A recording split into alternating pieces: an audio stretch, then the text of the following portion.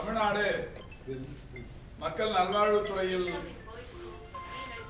இன்றைக்கு மிக சிறந்த மாநிலமாக இந்திய அளவில் பல்வேறு சாதனைகளை தொடர்ந்து செய்து கொண்டிருக்கிறது.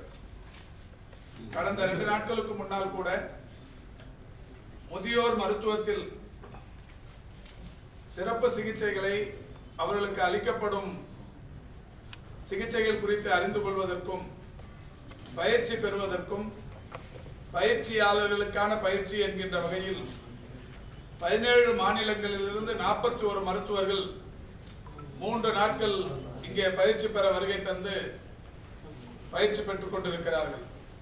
அந்த வகையில் தமிழ்நாடு ஏற்கனவே குஜராத்திலிருந்து ஒரு 120 மருத்துவர்கள் வந்து தமிழ்நாட்டின் மருத்துவ கட்டமைப்பை வியந்து பாராட்டி சென்றார்கள்.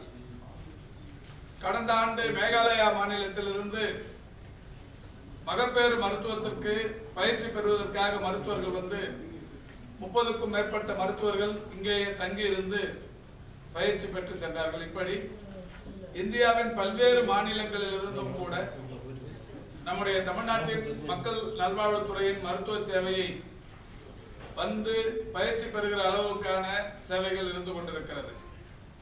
மாண்புமிகு தமிழ்நாட்டின் முதலமைச்சர் அவர்கள் 2022ஆம் ஆண்டு மார்ச் திங்கள் 15ஆம் தேதி ஓமந்தூரார் பன்னோக்கு அரசு மருத்துவமனை வளாகத்தில் ஒரு ரோபோட்டிக் கேன்சர் எக்யூப்மெண்ட் ஒன்றை அன்றைக்கு மக்களின் பயன்பாட்டிற்காக திறந்து வைத்தார். 34.5 கோடி மதிப்பிலான அந்த இயந்திரம் என்பது இந்தியாவில் இருக்கிற 36 மாநிலங்களில் வேறு எந்த மாநிலத்திலும் மாநில அரசு மருத்துவமனையிலும் இல்லாத ஒன்று.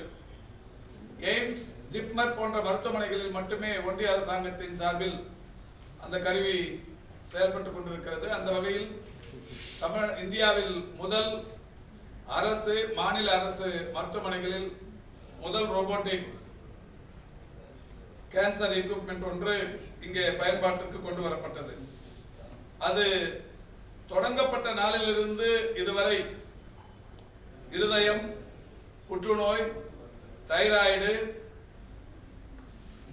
வயிறு மற்றும் குடல் அறுவை சிகிச்சைகள் என்று இதுவரை 362 சிகிச்சைகளை தொடர்ந்து செய்து சாதனை படைத்திருக்கிறது.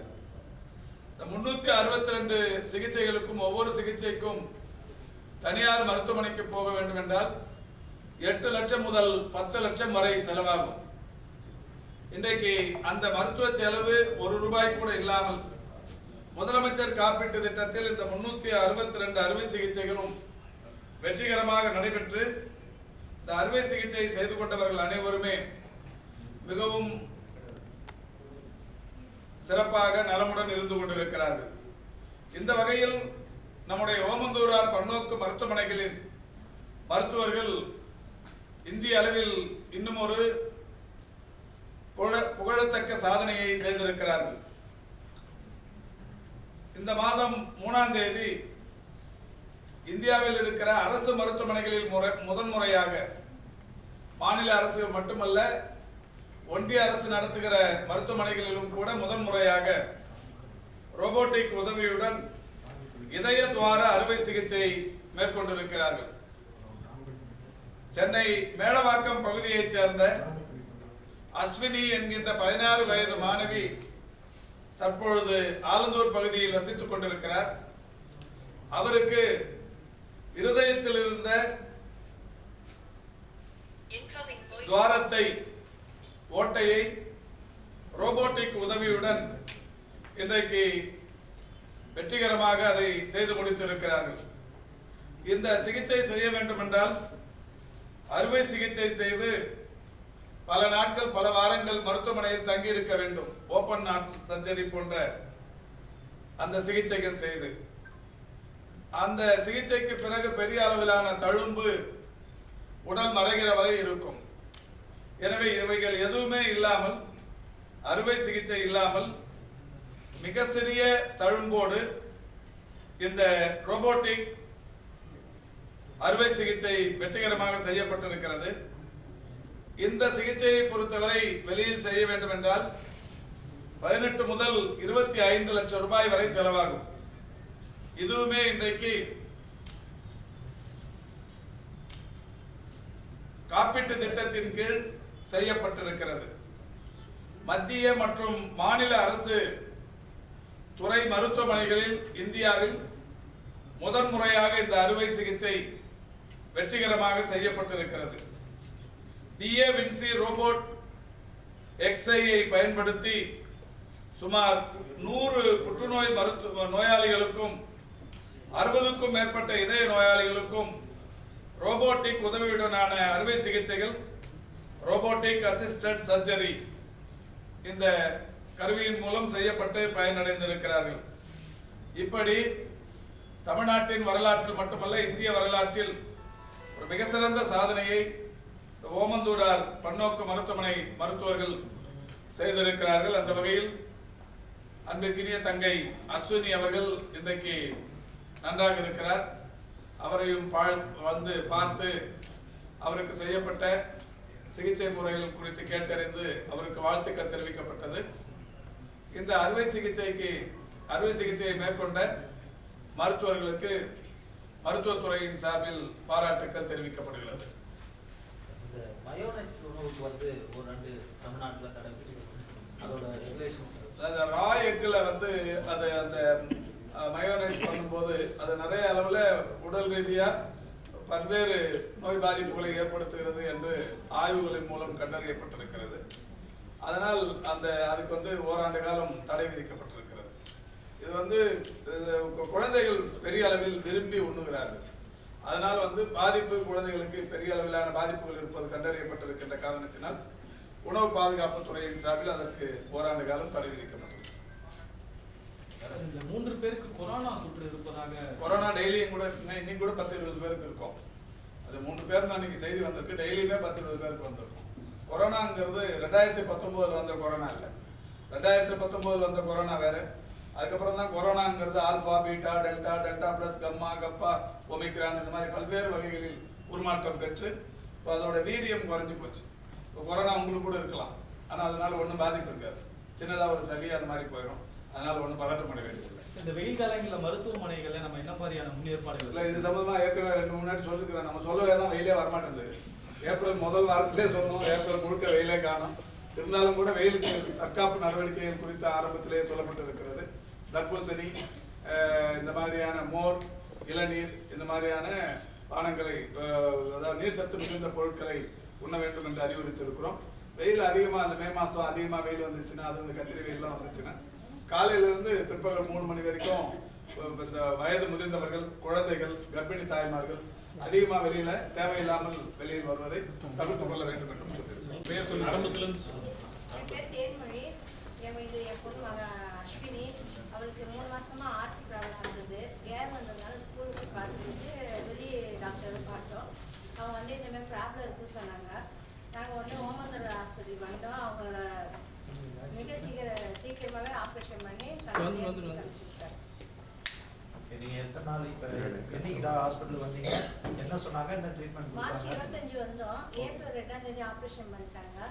12 நாள் ஐசியூல வச்சுட்டு நல்லா ட்ரீட்மெண்ட் பார்த்து நல்லபடியாக அனுப்பிச்சு விட்டாங்க. பாப்பா இப்போ நல்லா இருக்கா, அவருக்கு எந்த பிரச்சனையும் இல்லை.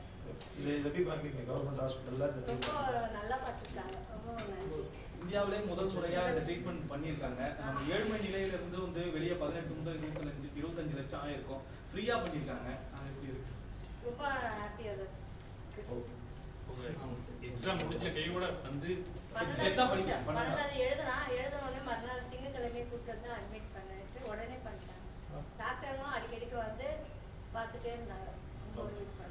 வெளியில ட்ரீட்மெண்ட்டுக்கு போகணும் என்னென்ன சொன்னாங்க? பிரைவேட்ல ஹோல்ஸ் இருக்கு, நீங்க கவர்மெண்ட் ஹாஸ்பிட்டல் போய் சொன்னாங்க. உடனே ஆப்ரேஷன் பண்ணுங்க, இல்லை உயிருக்கு இதுவாயிடும்னு சொன்னாங்க. அதுக்கு பற்றி இங்கே வந்து மார்ச் 25 வந்த உடனே அட்மிட் போட்டாங்க. உடனே ஆப்ரேஷன் 2ஆம் தேதி பண்ணாங்க. டாக்டருங்களும் வந்து அடிக்கடி அவள் செக்அப் பண்ணிட்டே இருந்தாங்க, கேட்டுட்டு இருந்தாங்க. தமிழக வந்துட்டு நன்றி. நீங்கள் எதாவது பேசுறீங்களா சார் வந்து நீங்கள் இந்த ஆப்ரேஷன் பற்றி சொல்லுங்க. இந்த மாணவிக்கு வந்து இருதயத்தில் துளை இருந்தது. இது வந்து பிறவி இருதய குறைபாடாகும். அது வந்து இன்னைக்கு வந்தது கிடையாது, பிறவியிலேருந்து இருக்கும். ஆனால் இந்த மாதிரி குழந்தைகளுக்கு வந்து நம்ம நிறைய ஸ்கீம்ஸ் இருக்குது. பள்ளி ஸ்கூல் ஹெல்த் ப்ரோக்ராம் அந்த இதில் தான் கண்டுபிடிப்பாங்க. சில சமயம் இந்த குழந்தைகளுக்கு வந்து பெரிய ஆளாக இப்போ எல்லாம் 16 வயசில் தான் இது வந்து வெளியே தெரிஞ்சிருக்கு. சில பிள்ளைங்களுக்கு அந்த குறைபாடோட அளவுக்கு தகுந்த மாதிரி முன்னாடியே கண்டறியப்படும் அல்லது பின்னாடி கண்டறியப்படும். கண்டறியப்பட்ட உடனே வந்து எவ்வளவு சீக்கிரம் அறுவை சிகிச்சை பண்ணுறோமோ அந்த அளவுக்கு அவங்களுக்கு வந்து உடல் நலம் தேறி வரும். இந்த பொண்ணுக்கு வந்து கிட்டத்தட்ட 3 மாத காலங்களுக்கு முன்னாடி தான் வந்து கண்டுபிடிச்சிருக்காங்க. கண்டுபிடிச்ச உடனேயே வந்து அறுவை சிகிச்சை பரிந்துரைக்கப்பட்டது.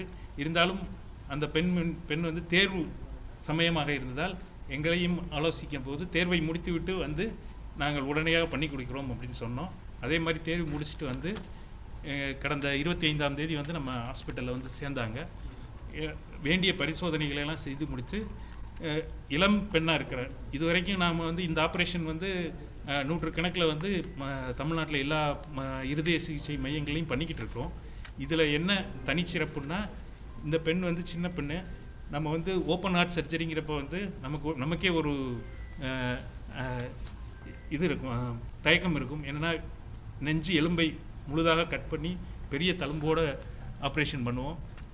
2 மாத காலமாவது குறைந்தபட்சம் ஓய்வு எடுத்துக்கொள்ள வேண்டிய வேலை இருக்கும். இந்த பெண் வந்து சிறிய வயது, நாளை பின் அவங்களுக்கு வந்து காஸ்மெட்டிக் அந்த பர்பஸும் இருக்கும். இன்னொன்று ஆப்ரேஷன் பண்ண தழும்பு இருக்குதுங்கிற மனசுலையும் ஒரு தயக்கம் இருக்கும். அதுக்கு இந்த பெண்ணுக்கு வந்து எந்த பிரச்சனையும் இருக்காது, உனக்கு வந்து நல்லபடியாக தழும்பும் இல்லாமல் சிறந்த முறையில் இந்த சிகிச்சையை பண்ணுறதுக்கு தொழில்நுட்ப வசதி நம்முடைய மருத்துவமனையில் இருக்குதுன்னு சொல்லி அவங்க பெற்றோர்கிட்டையும் எக்ஸ்பிளைன் பண்ணோடனே அவங்களும் சம்மதம் கொடுத்த உடனே நாங்கள் அந்த அறுவை சிகிச்சையை எங்கள் குழுவினர் வெற்றிகரமாக செய்து முடித்தார்கள். இதற்கு முன்னாடியுமே நாங்கள் வந்து ரோபோட்டிக் அறுவை சிகிச்சை கிட்டத்தட்ட 2022 வந்து இந்த நிலையத்தில் பண்ணிக்கிட்டு இருக்கிறோம். மாதத்திற்கு குறைந்தபட்சம் 5 சிகிச்சை அறுவை சிகிச்சை, அதாவது ரோபோட்டிக் அறுவை சிகிச்சை. நார்மல் அறுவை சிகிச்சை 50 பண்ணிக்கிட்டு இருக்கோம். ரோபோட்டிக் அறுவை சிகிச்சை 4-5 பண்ணிக்கிட்டு இருக்கோம். முடிந்த அளவு பைபாஸ் சர்ஜரிகளை மட்டும்தான் பண்ணிக்கிட்டு இருந்தோம். இப்போ கடந்த 2 மாத காலத்தில் ஒரு வாழ்வு மாற்று அறுவை சிகிச்சையும் இந்த துளை மாற்று அறுவை சிகிச்சையும் பண்ணியிருக்கோம். இந்த சிகிச்சை முறைகள் வந்து இந்தியாவிலேயே அமைச்சர் அவர்கள் சொன்ன மாதிரி மாநில அரசு மருத்துவமனைகளையும் மத்திய அரசு மருத்துவமனைகளையும் எங்கேயும் பண்ணலை. அரசு மருத்துவமனை தனியார் பண்ணிகிட்டு இருக்காங்க, செலவு பண்ணி பண்ணுறவங்க பண்ணிக்கிறாங்க. முற்றிலும் இலவசமாக அரசு காப்பீட்டு திட்டத்தில் தமிழ்நாட்டில் மட்டும்தான் பண்ணப்படுகிறது. ஓமந்தூராரில் ரொபாட்டிக் ட்ரீட்மெண்ட் சிகிச்சைகள் வந்து எவ்வளோ சிறப்பாக பண்ணப்படுது?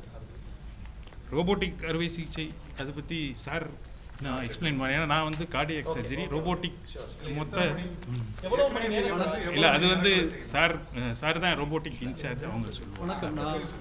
வணக்கம், நான் டாக்டர் குமார். இந்த மருத்துவமனையில்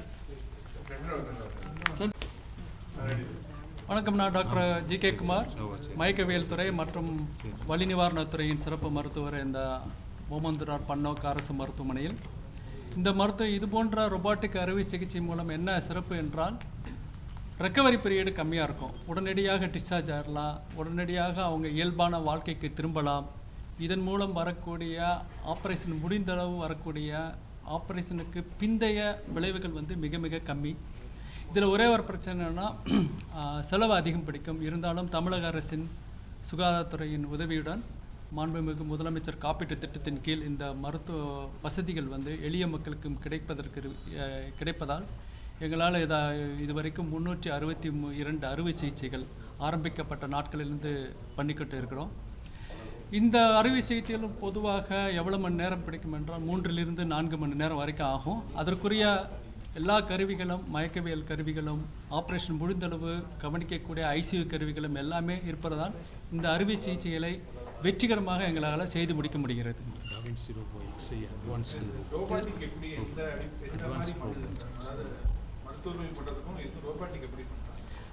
ரோபாட்டிக்குங்கிறது வந்து மருத்துவர்கள் சில இடத்தில் செய்ய முடியாத வேலைகளை அந்த ரோபாட்டிக்கை மருத்துவர்கள் வெளியிலிருந்து ஆப்ரேட் பண்ணும்போது சில சமயம் நம்ம அக்சஸ் பண்ண முடியாத இடத்துல கூட பண்ண வைக்கும். துல்லியமான அறுவை சிகிச்சை சுற்றி இருக்கிற முக்கியமான அவயங்களுக்கு எந்த விதமான பாதிப்பும் இல்லாமல் துல்லியமாக செய்ய முடியும்.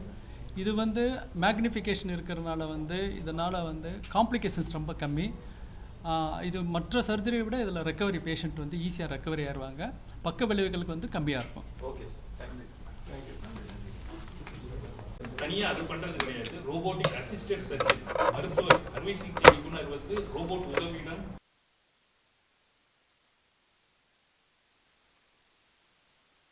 இது வந்து most advanced robotic system da Vinci எக்ஸ்ஐங்கிற robotic system.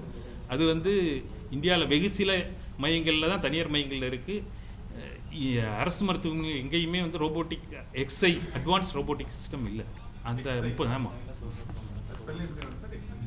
Da Vinci robot x i அதோட மதிப்பு எவ்வளவு?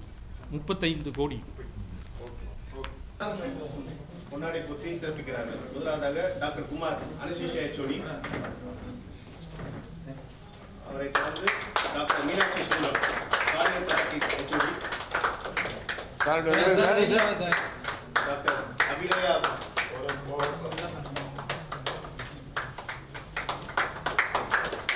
Abhinaya Vallavan assistant professor, doctor Ezhilan assistant professor, doctor Ravi Teja assistant professor, doctor Rakesh Kumar assistant professor,